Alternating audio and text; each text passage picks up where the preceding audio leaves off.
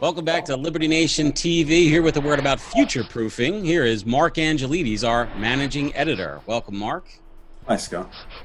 Well, we are in the midst of the coronavirus pandemic, and wanted to talk to you about what nations can do to protect themselves in the future against pandemics or other disasters.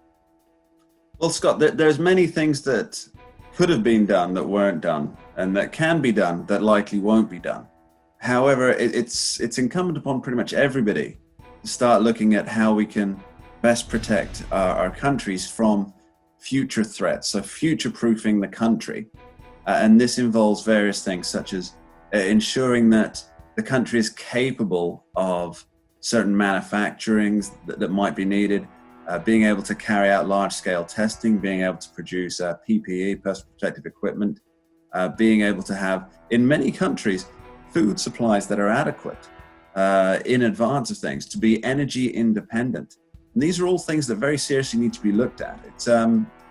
It's basically Donald Trump's America First policy for the whole world. It only really works if every country is doing it, unfortunately. What about global supply chains, Mark? We now have a situation whereby, for instance, if you buy a car in the United States of America, we used to have this kind of thing where it was an American car or not an American car or a foreign car. Well, how do you tell anymore? Meaning some components are manufactured and built in some places, then shipped to a second country where some more assembly takes place, maybe for even assembly to a third. What about these global supply chains? Well, that's the good thing. The interesting thing about global supply chains, you see, it's so rarely just a situation of a global supply chain being one link or two links. So it does, as you pointed out, it doesn't just come, if you want to buy coffee from North Africa and you're in Germany, it's not just a case of it comes from a North African country then lands in Germany. It goes to different countries for process. And it's all these extra links in the chain, which chains, we have this idea that chains are very strong. It's strength, isn't it? That they're iron chains, metal chains.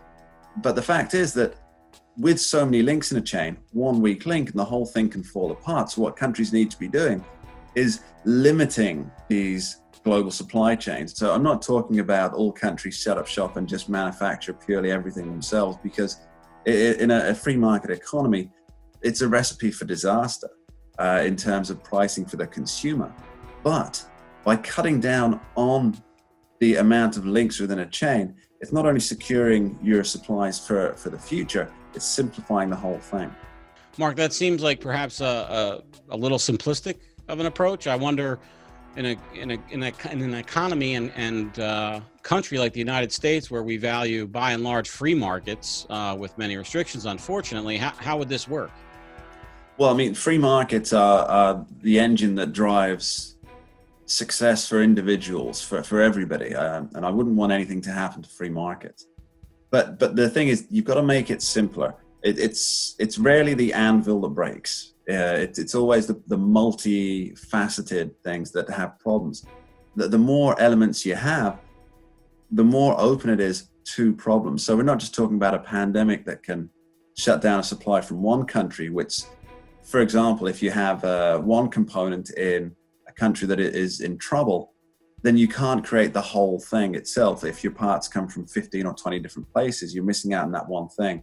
What we need to do is look at limiting, making more direct relation, making better trade deals with nations that can provide, or companies around the world, not nations so much, but companies around the world that can provide the things that a country needs, just one way in, maximum 2 chains along the way, and also have systems in place so you can start producing the things yourself. And it's not a skill that's long gone to the past. If you need to start producing, you can produce if you have to. Thanks so much, Mark Angelides, LibertyNation.com's managing editor. I'm Scott Cosenza. Thanks for watching.